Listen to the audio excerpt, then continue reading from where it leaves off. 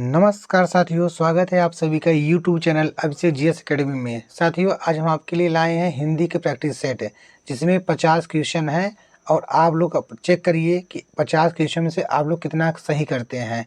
Comment में ज़रूर बताइएगा कि आप लोगों का कितना क्वेश्चन सही हो रहा है, कितना गलत हो रहा है। और चैनल पे जो भी नए लोग आए हैं प्लीज़ वो चैनल को लाइक और सब्सक्राइब करना ना भूलें। आइए चलिए शुरू करते हैं। पहला प्रश्न है,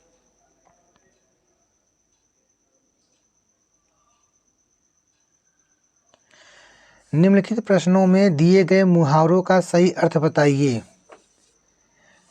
क्वेश्चन है, खोपड़ी खुजलाना। ऑप्शन ए, दिमाग में कीड़ा होना। ऑप्शन बी, सिर में खुजली होना। ऑप्शन सी, मार से सिर फट जाना। ऑप्शन डी, दुविधा में पड़ना। तो ऑप्शन होगा डी, खोपड़ी खुजलाना का अर्थ होगा दुविधा में पड़ना। खोपड़ी खुजलाना का अर्थ है दुविधा में पड़ना। नेक्स्ट क्वेश्चन है हमारा, 3-5 करना। 3-5 करना का क्या अर्थ है साथियों, बताइए। ऑप्शन ए, तीतर बितर करना। ऑप्शन बी, बड़बड़ाना। ऑप्शन सी, पागलों की सी बातें करना। ऑप्शन डी, घुमाव फिराव करना। तो ऑप्शन होगा डी, घुमाव फिराव करना। 3-5 करना का अर्थ होगा घुमाव फिराव करना। नेक्स्ट क्वेश्चन है, शैतान के कान कतरना का अर्थ है नालायक होना, बेसमझ होना, नास्तिक होना, चालाक होना। तो ऑप्शन होगा डी, चालाक होना। शैतान के कान कतरना का अर्थ है चालाक होना। नेक्स्ट क्वेश्चन है, अंतरियों का बल खोलना का अर्थ है आराम करना, भूख मिटाना, प्यास दूर करना, अपना भेद प्रकट करना।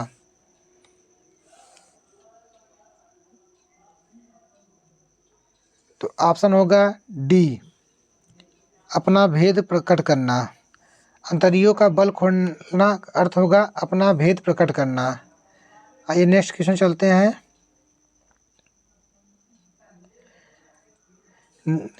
नीचे कुछ लोकोक्तियाँ दी गई हैं, प्रत्येक के 4 वैकल्पिक अर्थ दिए गए हैं, उपर्युक्त अर्थ का चयन कीजिए। तो क्वेश्चन है, हँसुए के ब्याह में खुरपी का गीत। हँसुए के ब्याह में खुरपी का गीत, तो इसका क्या अर्थ होगा, बाजा बजाना, खुशी का मौसम, असंगत बातें करना, शादी का गीत गाना। तो ऑप्शन होगा सी, असंगत बातें करना। हँसुए के ब्याह में खुरपी का गीत का अर्थ है असंगत बातें करना। नेक्स्ट क्वेश्चन है, जाके पाँव न फटे बिवाई, सो क्या जाने पीर पराई। जाके पाँव न फटे बिवाई, सो क्या जाने पीर पराई, इसका क्या अर्थ होगा। ऑप्शन ए, दयालु होना। ऑप्शन बी, दूसरे के कष्ट को अनुभव करना। ऑप्शन सी, कठोर होना। ऑप्शन डी, जिसके ऊपर बीतती है वह जानता है। तो ऑप्शन होगा डी, जिसके ऊपर बीतती है वही जानता है। जाके पाँव न फटे बिवाई, सो क्या जाने पीर पराई का अर्थ होगा जिसके ऊपर बीतती है वह जानता है। नेक्स्ट क्वेश्चन है, असरफी की लूट और कोयले की छाप, इसका क्या अर्थ होगा। असरफी की लूट और कोयले की छाप का क्या अर्थ होगा। विद्वान और मूर्ख के अंतर का अभाव, बहुमूल्य वस्तु को नष्ट होने देना और तुच्छ की सुरक्षा करना, कंजूस होना, दूसरे का धन लूटकर अपनी संपत्ति को बढ़ाना। तो ऑप्शन होगा बहुमूल्य वस्तु को नष्ट होने देना और तुच्छ की सुरक्षा करना। ऑप्शन बी होगा। नेक्स्ट क्वेश्चन है, निम्नलिखित प्रश्नों में उपर्युक्त अलंकार भेद चयन करें। निम्नलिखित प्रश्नों में प्रयुक्त अलंकार भेद का चयन करें। तो क्वेश्चन है, बढ़त बढ़त संपत्ति सलील, मन सरोज बढ़ जाए, घटत घटत फिर ना घटे, करु समूल कुम्हिलाए। इसका क्या अर्थ हो, कौन सा अलंकार है ये? तो इसमें अलंकार होगा रूपक अलंकार। कौन सा अलंकार होगा? रूपक अलंकार। नेक्स्ट क्वेश्चन चलते हैं। अब अली रही गुलाब में अपत कटीली डार। अब अली रही गुलाब में अपत कटीली डार। ऑप्शन कौन सा अलंकार है? उपमा, उत्प्रेक्षा, अनियुक्ति, अतिशयोक्ति। इनमें से कौन सा अलंकार है? तो इसमें अलंकार है अनियुक्ति अलंकार, ऑप्शन सी। अब अली रही गुलाब में अपत कटीली डार में अनियुक्ति अलंकार है। आइए नेक्स्ट क्वेश्चन चलते हैं। तू रूप में किरण में सौंदर्य है सुमन में। तू रूप में किरण में सौंदर्य है सुमन में। कौन सा अलंकार है? ऑप्शन ए विभावना अलंकार, रूपक अलंकार, यथासंख्य अलंकार, उल्लेख। तो ऑप्शन होगा डी उल्लेख। नेक्स्ट क्वेश्चन चलते हैं। पृथ्वीराज रासो किस काल की रचना है? पृथ्वीराज रासो किस काल की रचना है? ऑप्शन ए आदिकाल, ऑप्शन बी रीतिकाल, ऑप्शन सी भक्तिकाल, ऑप्शन डी आधुनिक काल। तो ऑप्शन होगा ए आदिकाल। पृथ्वीराज रासो आदिकाल की रचना है। नेक्स्ट क्वेश्चन है। हिंदी साहित्य के प्रारंभिक काल को आचार्य शुक्ल ने कहा है। हिंदी साहित्य के प्रारंभिक काल को आचार्य शुक्ल ने कहा है। ऑप्शन होगा ए आदिकाल, ऑप्शन बी चारण काल, ऑप्शन सी वीरगाथा काल, ऑप्शन डी सिद्ध सामंत काल। तो ऑप्शन होगा सी वीरगाथा काल। हिंदी साहित्य के प्रारंभिक काल को आचार्य शुक्ल ने वीरगाथा काल कहा है। नेक्स्ट क्वेश्चन है। निम्नलिखित प्रत्येक प्रश्न में दी गई रचनांश के रचयिता के नाम का चयन उसके नीचे दिए गए 4 विकल्पों में से करें। तो क्वेश्चन है तमस। तमस किसका उपन्यास है? तो तमस नागार्जुन, रांगे राघव, भीष्म साहनी, हजारी प्रसाद द्विवेदी। इनमें से किसकी रचना है? तो ऑप्शन होगा सी तमस है भीष्म साहनी की रचना, इनका उपन्यास है। नेक्स्ट है निर्मला। निर्मला किसकी रचना है? प्रेमचंद की, जयशंकर प्रसाद की, जैनेन्द्र की या राजेंद्र यादव की। तो ऑप्शन होगा ए प्रेमचंद की। निर्मला जो उपन्यास है वो प्रेमचंद के द्वारा लिखा गया है। नेक्स्ट है आधे अधूरे। आधे अधूरे ये किसके द्वारा लिखा गया है? ऑप्शन ए जगदीश चंद्र माथुर द्वारा, मोहन वल्लभ पंत द्वारा, मोहन राकेश के द्वारा, लक्ष्मी नारायण मिश्र द्वारा। तो आधे अधूरे जो नाटक है वो मोहन राकेश द्वारा लिखा गया है। किसके द्वारा? मोहन राकेश के द्वारा। नेक्स्ट क्वेश्चन है कवि का स्त्रीलिंग है। कवि का स्त्रीलिंग है। कवि का स्त्रीलिंग कवित्री है। क्या है? कवित्री। ऑप्शन डी सही है। नेक्स्ट क्वेश्चन है निम्नलिखित में से कौन सा शब्द अरबी, फारसी या अंग्रेजी मूलक नहीं है? निम्नलिखित में से कौन सा शब्द अरबी, फारसी या अंग्रेजी मूलक नहीं है? तो ऑप्शन होगा डी जल। जल है वो अरबी, फारसी या अंग्रेजी मूलक नहीं है। आपका कलम, दाग और किला ये सभी अरबी शब्द हैं, अरबी फारसी। कलम, दाग और किला ये तीनों अरबी फारसी शब्द हैं, जबकि जल नहीं है।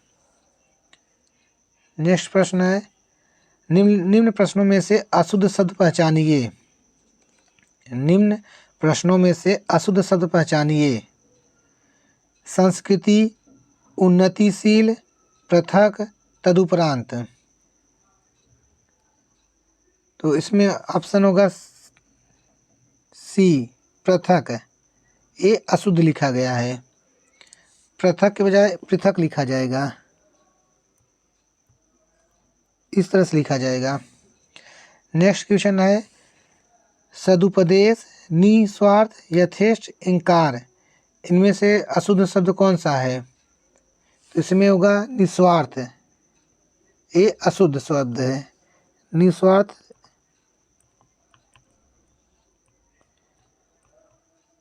निस्वार्थ इस तरह से लिखा जाएगा।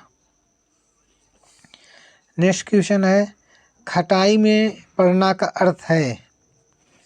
खटाई में पढ़ना का अर्थ है ऑप्शन ए अचार डालना, अनिश्चित रहना, दूध फट जाना, इनमें से कोई नहीं।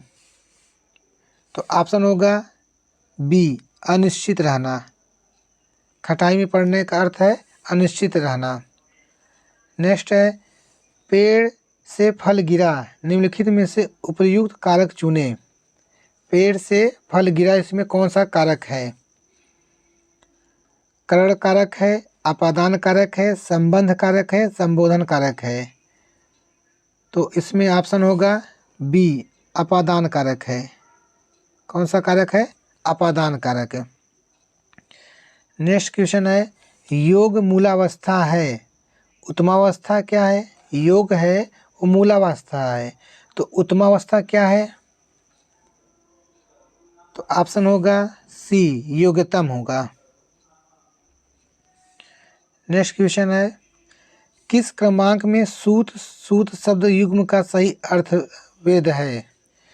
किस क्रमांक में सूत सूत शब्द युग्म का सही अर्थ वेद है?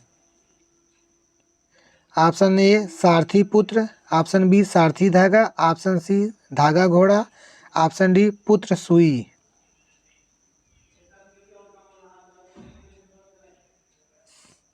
तो ऑप्शन होगा सारथी पुत्र।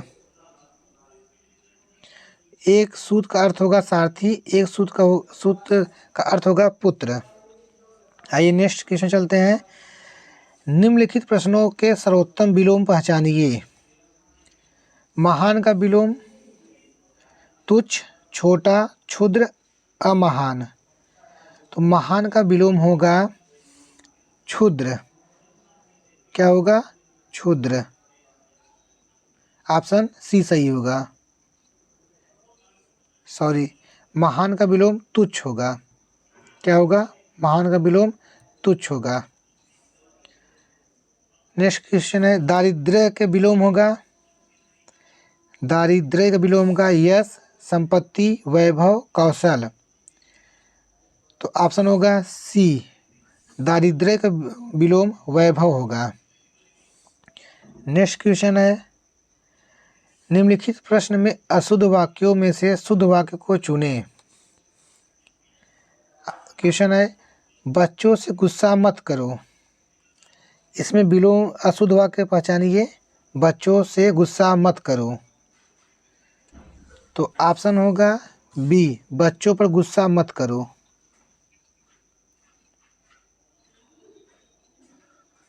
बच्चों पर गुस्सा मत करो ये शुद्ध वाक्य है, बाकी सभी अशुद्ध वाक्य है। नेक्स्ट क्वेश्चन है मैं यहाँ कुशलतापूर्वक में हूँ। मैं यहाँ कुशलतापूर्वक में हूँ, इसका सही शब्द क्या है? मैं यहाँ कुशलतापूर्वक हूँ। ऑप्शन होगा डी, मैं यहाँ कुशलतापूर्वक में हूँ, इसका शुद्ध शब्द होगा मैं यहाँ कुशलतापूर्वक हूँ।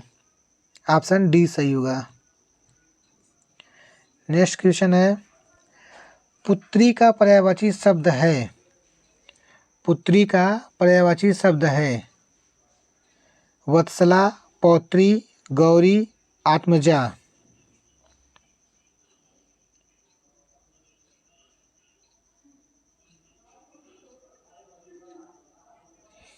तो ऑप्शन होगा डी, आत्मजा। पुत्री का पर्यायवाची होगा आत्मजा। नेक्स्ट क्वेश्चन है, दिए गए शब्दों में से कौन सा शब्द नदी का पर्यायवाची नहीं है? निर्झरी, तरंगड़ी, तरड़ी, सरिता। तो ऑप्शन होगा सी, तरड़ी। नेक्स्ट क्वेश्चन चलते हैं, हवा से बातें करना मुहावरे का भावार्थ है। हवा से बातें करना मुहावरे का भावार्थ है बहुत अधिक बोलना, सपनों की दुनिया में रहना, हमेशा प्रकृति के बारे में बातें करना, बहुत तेज दौड़ना। तो ऑप्शन होगा डी, बहुत तेज दौड़ना। हवा से बातें करने का अर्थ है बहुत तेज दौड़ना। नेक्स्ट क्वेश्चन है, निम्नलिखित में अशुद्ध वाक्य पहचानिए। निम्नलिखित में अशुद्ध वाक्य पहचानिए। तो अशुद्ध वाक्य होगा ऑप्शन ए, मेरे को प्रथम पुरस्कार मिला, ये अशुद्ध वाक्य है। मुझे प्रथम पुरस्कार मिला, सही है। मुझको प्रथम पुरस्कार मिला, ये भी सही है। तुझे प्रथम पुरस्कार मिला, ये भी सही है, लेकिन मेरे को प्रथम पुरस्कार मिला, ये अशुद्ध वाक्य है। नेक्स्ट क्वेश्चन है, निम्नलिखित में आगत या विदेशी शब्द कौन सा है? निम्नलिखित में आगत या विदेशी शब्द कौन सा है? तो ऑप्शन होगा ए, सरकार। ऑप्शन ए होगा सरकार, क्योंकि सरकार जो है वो फारसी का शब्द है, जबकि चंद्र, छिद्र, ग्रंथि, चंद्र, छिद्र और ग्रंथि ये सभी तत्सम शब्द हैं। कौन से शब्द हैं? तत्सम शब्द। नेक्स्ट क्वेश्चन है, निम्नलिखित प्रश्नों में शब्दों का विशेषण रूप पहचानिए। निम्नलिखित प्रश्नों में शब्दों का विशेषण रूप पहचानिए। देहात, देहात का विशेषण रूप होगा देहात, देहाती, दो हाथी, दो हाथ। तो देहाती का विशेषण शब्द होगा देहात। ऑप्शन ए सही होगा। नेक्स्ट है मान्यता।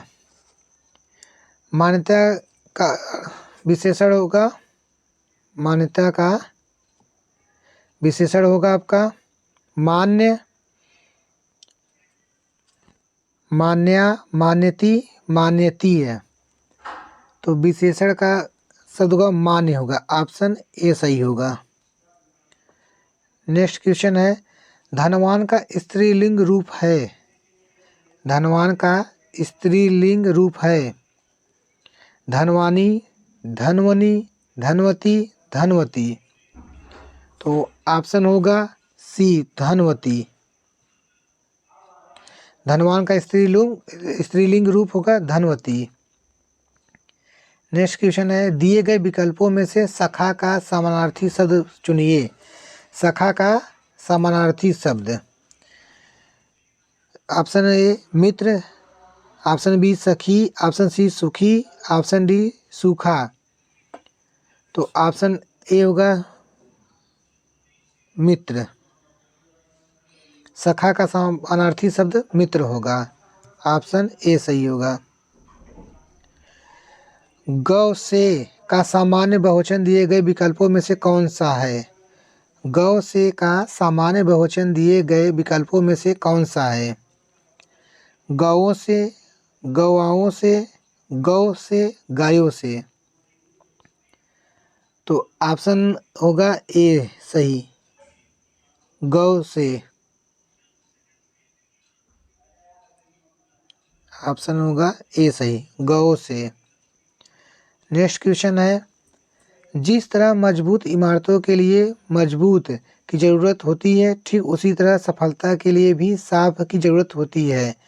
दिए गए विकल्पों में से सही विकल्पों का चयन करके रिक्त स्थानों की पूर्ति करके वाक्य पूरे कीजिए।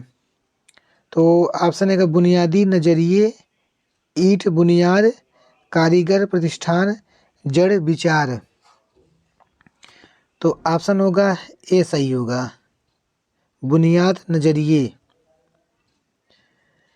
तो होगा शब्द होगा जिस तरह मजबूत इमारतों के लिए मजबूत बुनियाद की ज़रूरत होती है, ठीक उसी तरह सफलता के लिए साफ नज़रिए की ज़रूरत होती है। तो ऑप्शन होगा ए सही होगा। नेक्स्ट क्वेश्चन चलते हैं।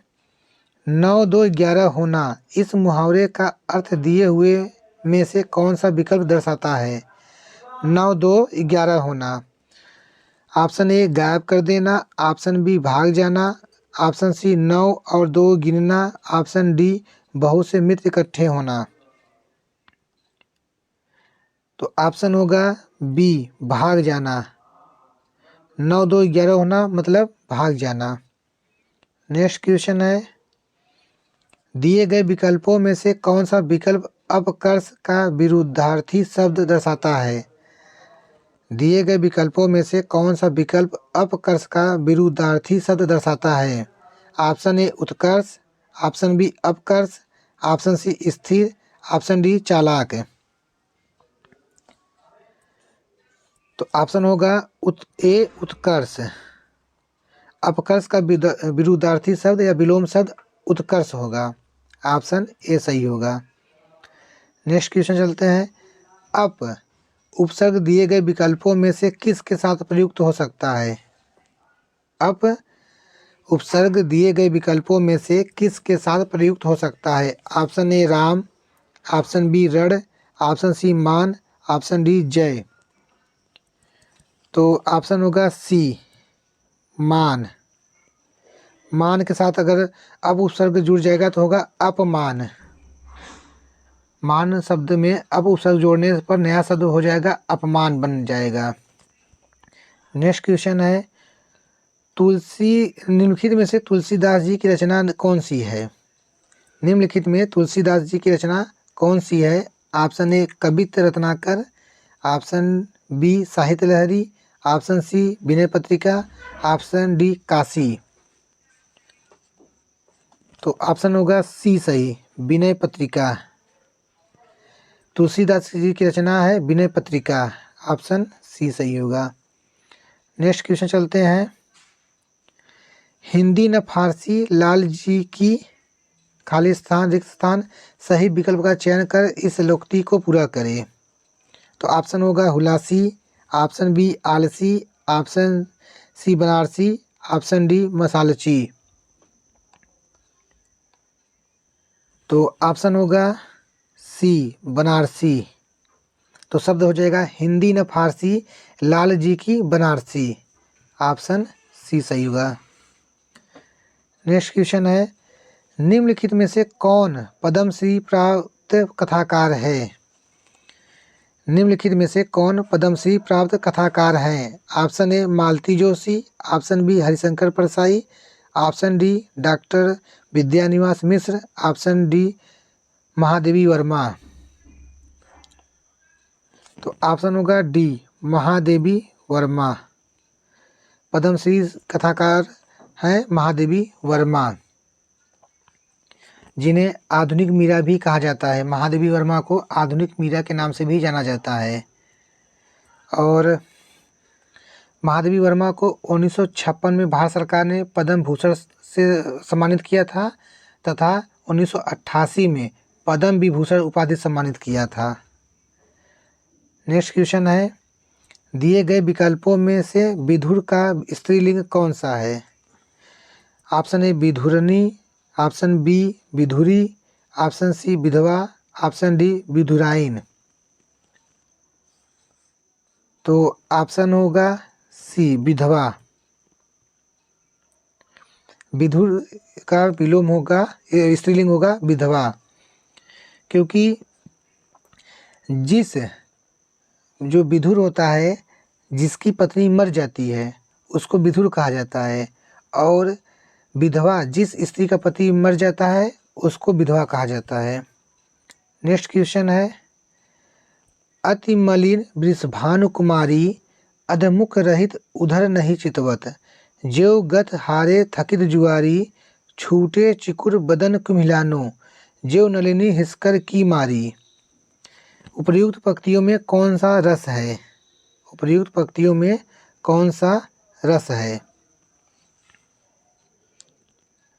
तो ऑप्शन ए होगा हास्य, ऑप्शन बी करुण रस, ऑप्शन सी बी प्रलंब श्रृंगार, ऑप्शन डी संयोग श्रृंगार।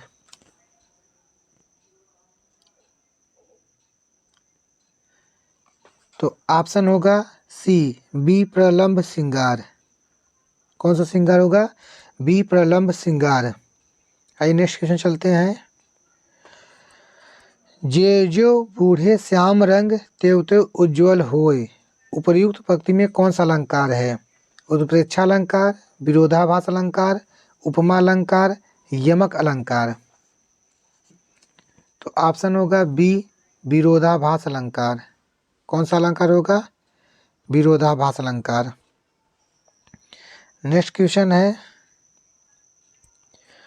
जो रहीम उत्तम प्रकृति का करी सकत कुसंग, चंदन विष व्यापत नहीं, लिपटे रहत भुजंग, उपर्युक्त पंक्ति में कौन सा छंद है?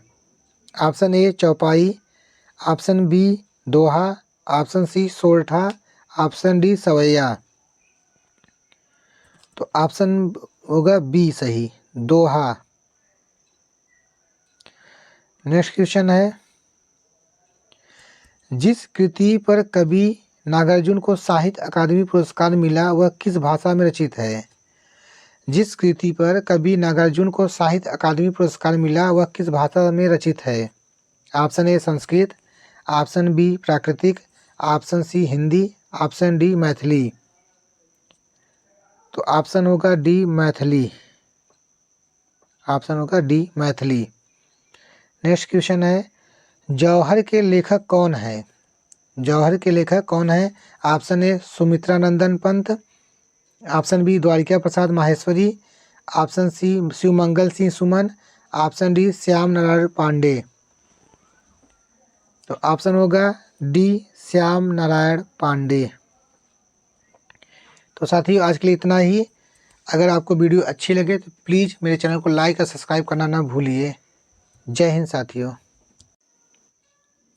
साथियों कमेंट करके जरूर बताइएगा आप लोगों की कितना क्वेश्चन सही हुआ है और कितना गलत हुआ है। प्लीज़ चैनल को लाइक और सब्सक्राइब करना ना भूलिएगा। धन्यवाद।